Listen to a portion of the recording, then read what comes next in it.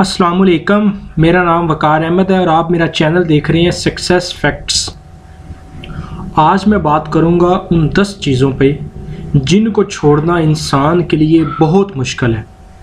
यानी वो इन चीज़ों को आसानी से छोड़ नहीं सकता, उसको छोड़ने के लिए इन चीज़ों को बहुत ज़्यादा हिम्मत चाहिए। सबसे पहली चीज़ है नौकरी। दूसरी चीज़ है अपनी आबाई जायदाद, जिस घर में, जिस मोहल्ले में, जिस शहर में वो पैदा हो उसको छोड़ना। तीसरा है अपनी दुश्मनी को छोड़ना।